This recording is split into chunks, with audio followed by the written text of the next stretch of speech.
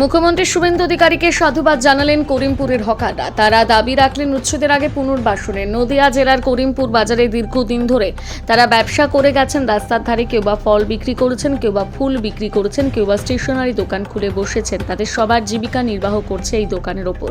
মুখ্যমন্ত্রী শুভেন্দু অধিকারী হকারদের উদ্দেশ্যে একটি বার্তা দিয়েছেন যে পুজোর আগে হকার উচ্ছেদ নয়। তাই করিমপুর হকারবাসীরা বলছেন যে এই মুখ্যমন্ত্রী শুভেন্দু অধিকারীকে তারা সাধুবাদ জানাচ্ছেন এবং তারা যেন করিমপুরের এই বাজারে 500 থেকে 600 জন দোকান আছে, তাদের যদি পুনর্বাসনের কথা ভাবেন মুখ্যমন্ত্রী, তাহলে তারা নতুন আশা দেখতে পাবেন বলে হকারদের মধ্যেই কথা বলেন।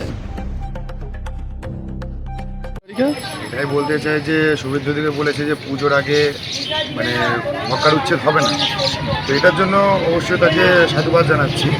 তো আমরা করিমপুরের বাসীরা যারা ফুটপাথ ব্যবসায়ী তাদের এটাই বলতে চাই যে হকার উচ্ছেদ যে হয়েছে, যেমন করিমপুরের সাধারণ ব্যবসায়ীরা, তো তাদের জন্য পুনর্বাসন ব্যবস্থা করে দেওয়ার পরেই যেন এইসব ফুটপাথ উচ্ছেদ করা হয়, তাহলে খুবই ভালো হয়। কারণ এইভাবে যদি আমাদের তুলে দেয় তাহলে আমরা বা কোথায় যাবো, সাধারণ ব্যবসায়ীরা কোথায় যাবে। তো সেটাই বলতে চাই যে পুজোর পরে যদি ভাঙাও হয় তাহলে একটা পুনর্বাসনের ব্যবস্থা করে দিয়ে তারপরে যেন ভাঙা হয়। কি নাম আপনার? আমার নাম বাপ্পা দাস। আমি করিমপুর একজন ফুল ব্যবসায়ী। বলছে যে মুখ্যমন্ত্রী আমাদের শুভেন্দু অধিকারী যেটা বলছে হকার উচ্ছেদ, সেটা যেন পুজোর আগে উচ্ছেদ না হয়। এটাই আমি শুভেন্দু অধিকারীকে সাধুবাদ জানাচ্ছি।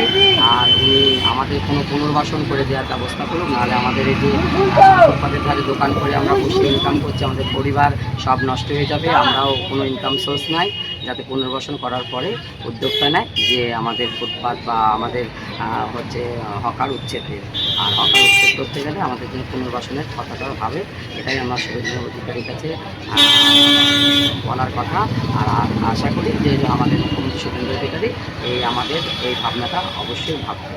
আর এটাই আমার সিদ্ধান্ত, যে পাকা ভালো সিদ্ধান্ত নেই যে হকারদের জন্য কোনো পুনর্বাসনের ব্যবস্থা করা।